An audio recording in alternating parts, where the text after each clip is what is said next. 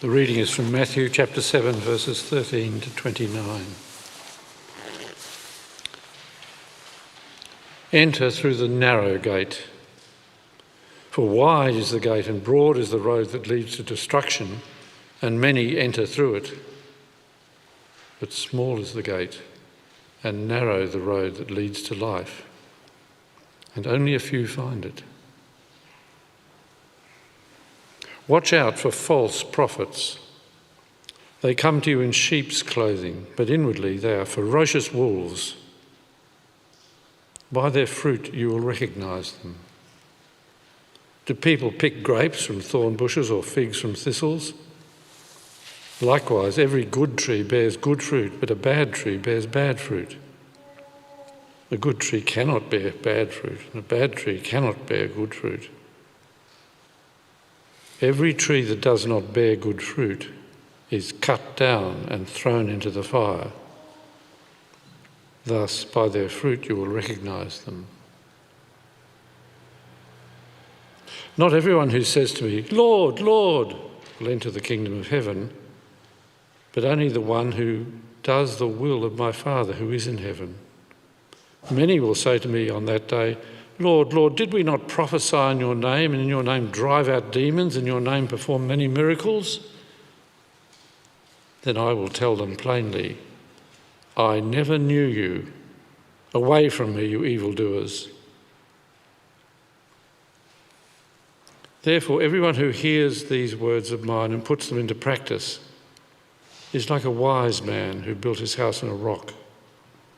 The rain came down, the streams rose, and the winds blew and beat against that house, yet it did not fall, because it had its foundation on the rock.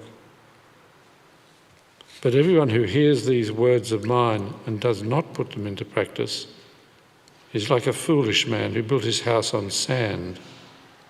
The rain came down, the streams rose, and the winds blew and beat against that house, and it fell with a great crash. When Jesus had finished saying these things, the crowds were amazed at his teaching, because he taught as one who had authority and not as their teachers of the law. This is the word of the Lord.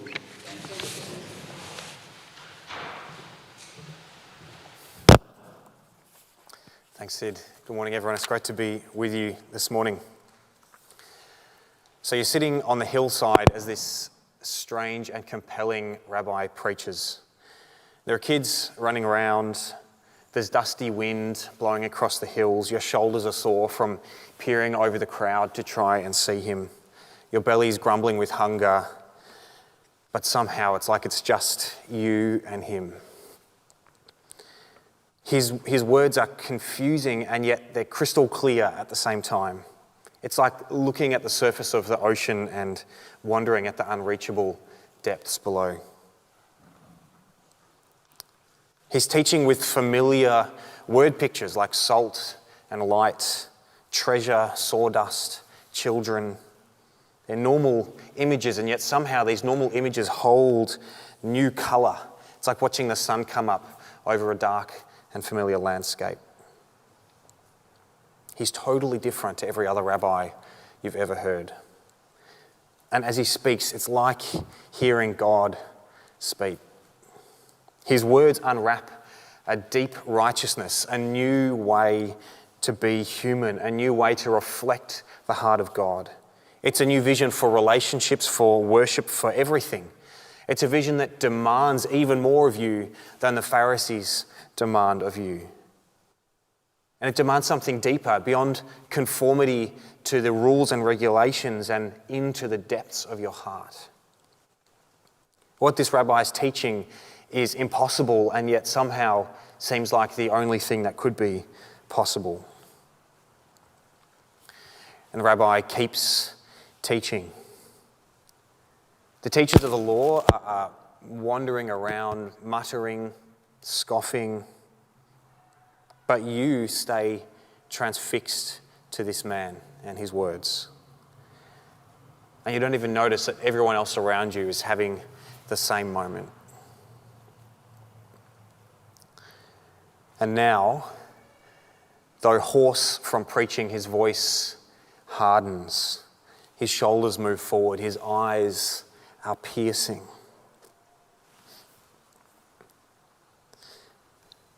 Well, we've reached today the end of Jesus' Sermon on the Mount. The greatest, the most influential piece of ethical teaching in history, the Son of God's State of the Union address. Jesus has unfurled his vision for the kingdom, for life with God. It's life where the law is no longer a system of regulations to be followed, but a way of life that's written on our hearts. He's put it out there. He's showing this vision. It's like he's hanging a huge tapestry with countless individual threads that make up this glorious picture of life. And now, in these final words, comes the invitation to respond. It's the hard sell. For those people on that dusty hillside, Jesus goes for their hearts, and he calls them to turn their lives upside down and be part of his kingdom. And that's the same call that he extends to us today. Jesus invites you to be part of his kingdom. It's a call that demands everything and promises everything. And so as we explore together this appeal at the end of Jesus' Sermon on the Mount, the question for each of us is, what will you do with Jesus' words? What will you do with Jesus' words? We're constantly deciding what to do with words, with messages, aren't we? Every day we hear words, we receive messages that jostle for importance and priority in our life. And we have to decide every time what to do with them. Ronnie and I were watching some free-to-air TV the other day. It was the first time we'd watched free-to-air in a while. And every second ad, it struck me, was a government campaign about COVID. Right? Get vaccinated, get tested, we're all in this together, so on and so on. They were messages crying out for a response. Some messages are clear, other messages are confusing. Sometimes we see messages like this one, right? Is it a energizing message to just do it because nothing is impossible? Or is it deep nihilistic despair? Or the messages that I'm seeing around my house plastered on posters everywhere at the moment, calling me to become an anti-fascist, which I find a bit confusing, to be honest, because I'd kind of assumed up until that point that anyone who wasn't already an anti-fascist was a fascist, and they're probably not going to listen to those posters, right? There's messages all around us calling for our attention, calling for a response all the time. And of course, a lot of the messages that come across us want us to purchase something. I've never felt this more than when I started having kids. As a nervous new parent, you get absolutely bombarded with products telling you if you want a healthy and safe child, if you want to raise a good human being, you have to buy our product. It's the only way to be successful as a parent. Every message that we hear, every word that we hear, however many times a day, we process it and we respond to it in various ways, right? And we're forced to develop skills to block out the noise, to interpret these constant messages. But I worry that sometimes we do the same thing with the words of Jesus. In a world, in a time of social media and advertising and instant access to global news and causes, in a time of constant messages and words, where blocking out messages is a necessary survival tactic, do we do the same with the words of Jesus? Well, as he concludes his sermon and calls people to respond, Jesus knows that there are various ways that people will respond to his words. Some will ignore them. Some will abuse them. Some will pretend them. And some will do them. So which will you do with the words of Jesus? Will you ignore them, abuse them, pretend them, or do them? Let's read together our verses 13 and 14. Have a look in your Bible or the service sheet if you've got it there. Jesus says, "Enter through the narrow gate, for wide is the gate and broad is the road that leads to destruction, and many enter through it. But small is the gate and narrow the road that leads to life, and only a few find it." Hearing the words of Jesus is like reaching a fork in the road. And of course, this metaphor itself is a well-worn path, but it's a good one, so stick with me. There's one road that stretches away wide and smooth, easy to travel. You know the feeling when you've been driving on a gravel or a dirt or a corrugated road for a while and your brain's shaking in your head and you can't hear the other people in the car speak, and then you see the bitumen approaching and you get closer and closer, and with a little bump you rise up onto the bitumen and suddenly it's like you're driving on clouds. You never imagined that a road could be this smooth. That's the wide road. The gate to enter it is wide. It's easy to get onto. But the road is broad. There's plenty of room. There are other people on it, but there's no congestion. But why is it flowing so well? Because at the end of the road, the cars, the people are pouring off a cliff to their destruction. And Jesus says the narrow road is harder. It's like a mountain pass, but it is the only way to reach life on the other side. On the narrow road, the road of costly and joyful discipleship, there's more opposition, there's more resistance, but the destination is worth it. You never see the view without hiking the mountain. And Jesus says here, there are only two roads, broad and narrow. There are only two gates, wide and small, trodden by just two crowds, the many and the few. And there are only two destinations, destruction and life. It's so easy to walk the broad road. It is so easy to walk along the same path that everyone else is walking along in life. It's so easy to ignore Jesus' words, his demanding, transforming words. We look around us and we see our friends, our colleagues, our parents, our children, our favourite influencers making their decisions, pointing their lives in a certain direction, and we just naturally trend after them, right? Whose words do you listen to?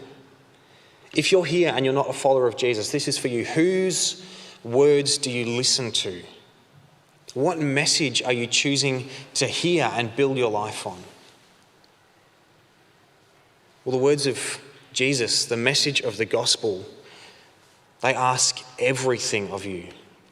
It's a narrow road. It's a lot because it's everything. And it would be easier, for now at least, to ignore it. Maybe you have been ignoring the words of Jesus, maybe for a long time. The broad road might be easier now, but the narrow road is better because it leads to life and because Jesus walks that road with you.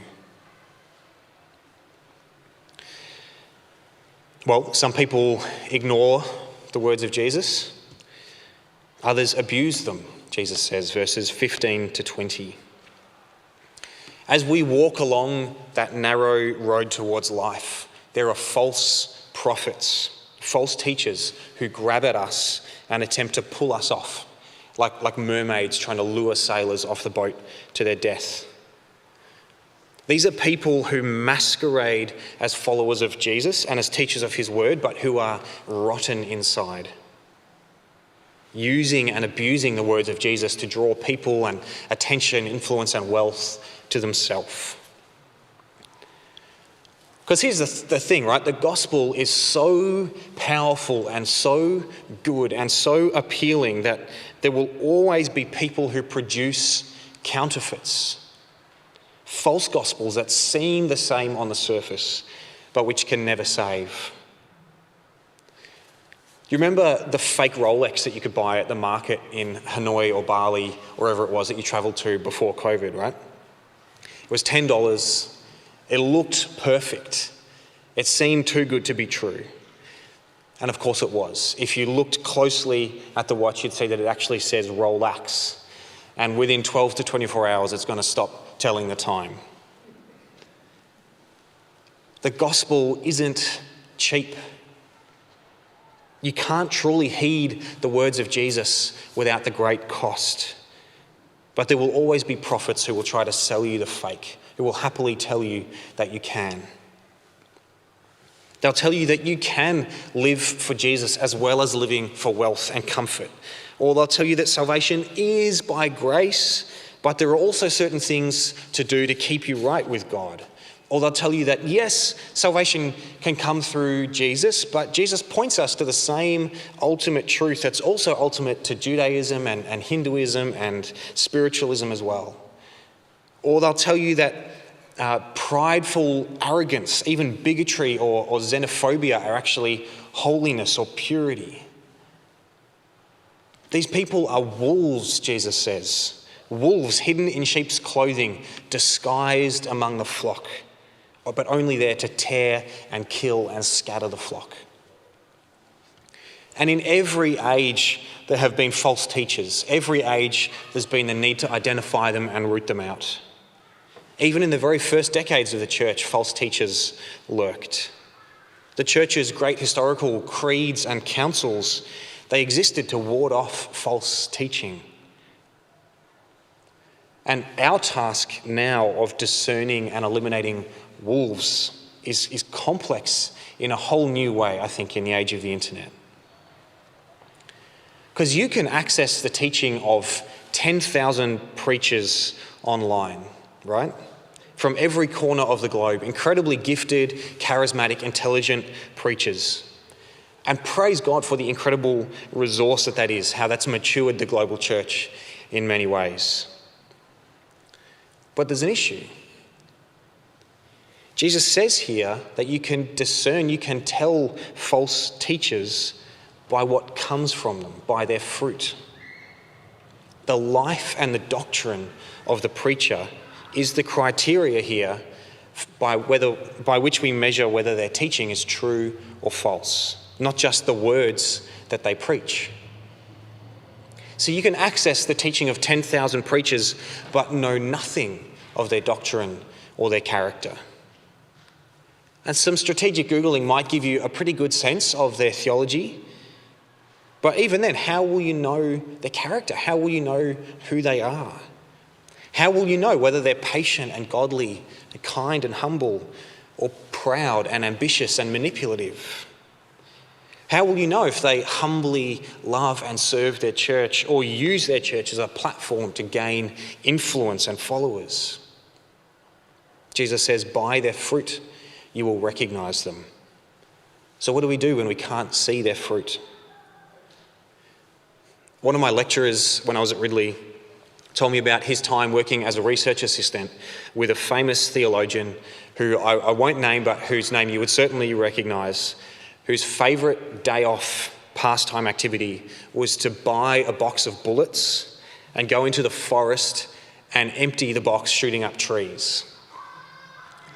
Now that might not necessarily be sinful, but it certainly for me changes the way that I read or hear that theologian now, right? Maybe, like me, you've been listening over the past few months to the podcast, The Rise and Fall of Mars Hill, that recounts the story of the ministry of Mark Driscoll, who was a huge celebrity preacher a decade or so ago. I was significantly formed by his words back then, but I was listening to detached sermons and sometimes even just clips of sermons on YouTube, right? With no idea that, in his own words, he was leaving a pile of bodies behind him. The fruit of his ministry in his church, in the context where his life actually came into contact with others, was conflict and bullying and hurt and shame. Imagine I go out and I buy a small orchard, So we're in a happy daydream scenario for me now. But I buy my little orchard in winter and I can't tell what type of fruit trees they are. Well, what am I to do? It's only a matter of waiting, isn't it? Until spring comes and flowers and then fruit begin to grow. Sooner or later, those trees cannot help but reveal their identity as they bear fruit. And likewise, the false prophet bears bad fruit, while good teachers bear good fruit. And it may be that sometimes the bad fruit isn't revealed until that teacher stands before the throne of God. But the call here is to examine the lives and the character of those who bring Jesus' words to us. And so this includes Alex and me and John, other ministry leaders, right? There are some out there, Jesus says, who would abuse the words of Jesus. Don't listen to them. And certainly don't become one of them. So some people hear the words of Jesus and ignore them. Some people hear the words of Jesus and abuse them. And some people hear the words of Jesus and pretend them. Because just like there are true and false prophets, so there are true and false disciples of Jesus. Let's read together from verse 21. Not everyone who says to me, Lord, Lord, will enter the kingdom of heaven, but only the one who does the will of my Father who is in heaven. Many will say to me on that day, Lord, Lord, did we not prophesy in your name, and in your name drive out demons, and in your name perform many miracles? Then I will tell them plainly, I never knew you. Away from me, you evildoers. One commentator labels these the scariest verses in the Bible. What's so scary about these verses? Well, there are some people who hear Jesus' words and make some kind of response, but will ultimately be rejected by Jesus when they stand before the throne of God. Here's what's scary about these verses. These people, when they hear Jesus' words, they seem to accept them. They cry out, Lord, Lord. They even seem to exercise powerful ministry in Jesus' name, like exorcism and miracles. Unlike the false teachers, those wolves who abused Jesus' words, there's no suggestion here that the confession of these false disciples is insincere. Rather, they're self-deceived. They are unaware that their allegiance to Jesus is not authentic and not saving. Their profession is accurate, right? They call Jesus Lord. It's fervent, which is communicated here by its repetition. It's public. It's even accompanied by signs and wonders. Yet it's a verbal profession without a moral reality. Their lips declare allegiance to Jesus, but their lives do not. Jesus says in Matthew 24 that signs and wonders will be performed even by false prophets. We might summarize these verses with a simple, familiar expression, words are cheap.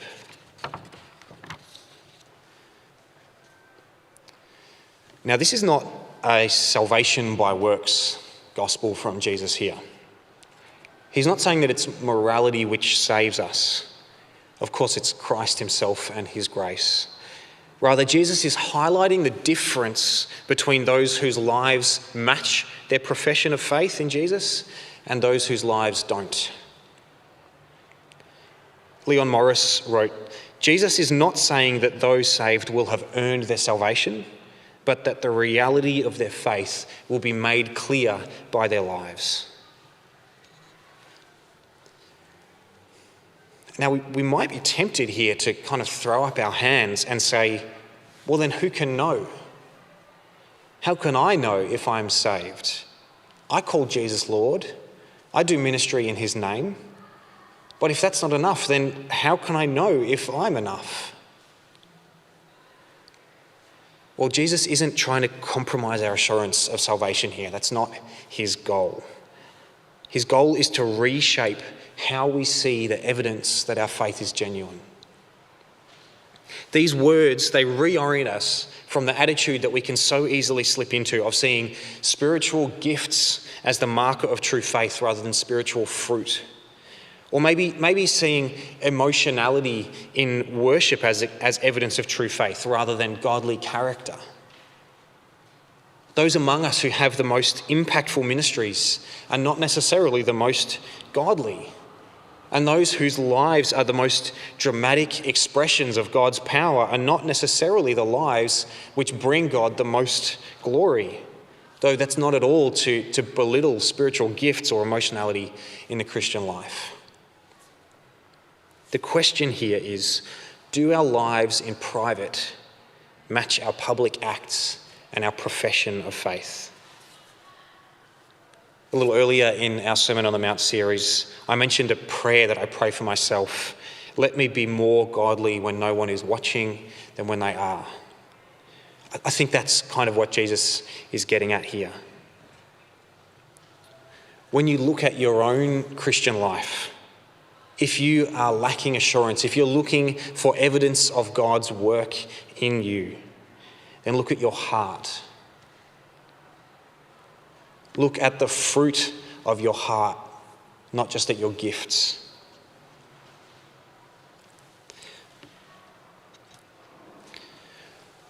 So, friends, it's my prayer that we will not be people who ignore or abuse or pretend Jesus' words, but people who do Jesus' words.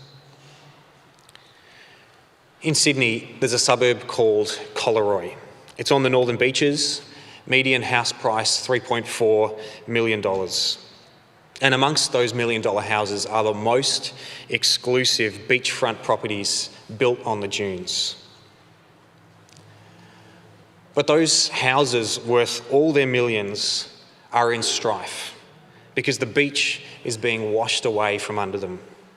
Each high tide and storm threatens to expose them to the waves.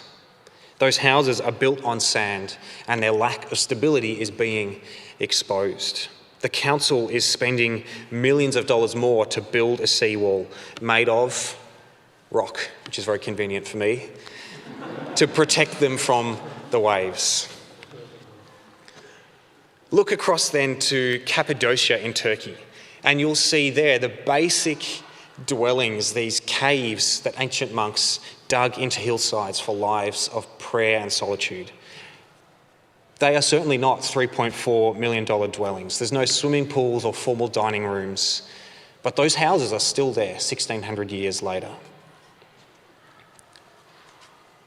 Jesus says, verses 24 to 27, if you hear my words, but you don't put them into practice, you're building your life on sand.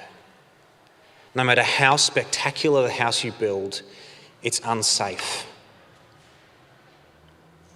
But if you listen, if you really listen to Jesus' words, you're building on rock, and no waves or storms will wash your house away. The great boxer Mike Tyson once said, everyone has a plan until they get punched in the face, which is remarkably philosophical for a man who suffered that many concussions, I think. The worldviews that we carry, the messages that we listen to, that we build our lives on, they all claim to make our life better. They all give us a plan for life. But one day, you'll get punched in the face, and the message which gives your life its meaning, its plan, will be tested. Look at your life. Think of the messages which are your foundation and ask, will they resist the storms and the waves of this life? As the gospel of Jesus does. The gospel of Jesus is the message that Jesus has made us right with God. The God of the universe made us, loves us, treasures us. But humanity, each of us and all of us, have turned away from him. to live for ourselves. That's what we call sin. All the ways that we hurt each other, that we ignore God's words, that we do wrong. And as each of us and all of us reject God, we condemn ourselves and we deserve God's rejection and condemnation in return. But Jesus Christ, who is himself God, comes into our world as one of us, lives a perfect human life, never rejects God, and yet is himself rejected by God as he's executed of crimes he didn't commit. All of God's anger against our sin is poured out on him in our place. That greatest act of God's love and justice made the way for us to be with God. And Jesus rose in victory over death on the third day, resurrected to bring in the beginning of the new and perfect reality which starts now and endures into eternity. He conquers death. He breaks that condemning power of sin. And he invites us to participate by the power of his Spirit in his kingdom in this life and the life to come. That's the message of the gospel of Jesus. And it's a message that can hold us. It's a message that drives the foundations of our lives deep into rock. It makes sense of the world, of why things are the way they are. It makes sense of the human heart, why we are the way we are. It makes sense of the evil in this world.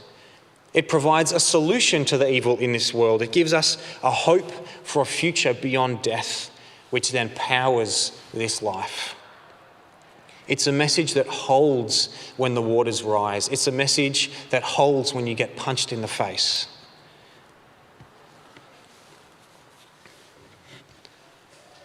I think the most confronting part of these words of Jesus in our passage this morning, for me at least, is the apparent lack of awareness of the pretenders that they're pretending, right?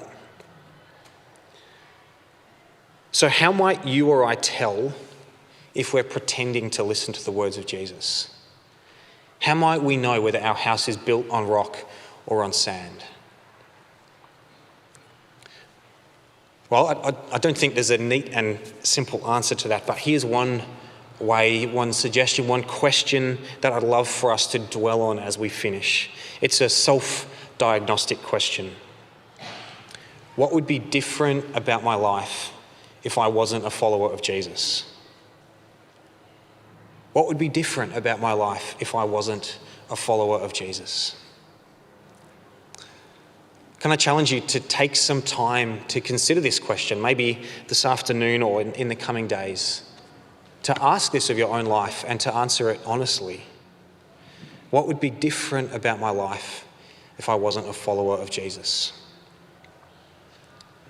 Would your heart be any different? You might look at yourself and think, yeah, I'm a nice person, I'm generous, I'm kind, I'm a good friend. But there are plenty of generous and kind, good friends out there. What's distinct about your heart because you're a follower of Jesus? Would your inner thought life be any different? Would your calendar look any different apart from a couple of hours on a Sunday? Would your bank statement look any different? Would your relationships look any different? What would be different about my life if I wasn't a follower of Jesus? Well, you're sitting on that dusty hillside under a hot sun as the rabbi finishes his sermon. His words piercing hearts, turning worlds upside down. Verse 28, when Jesus had finished saying these things, the crowds were amazed at his teaching because he taught as one who had authority and not as their teachers of the law. When Jesus speaks to us, he speaks the words of God directly to our hearts. His words, his gospel, they turn this world upside down and they call you to live for him. So will you listen to his words today? Amen.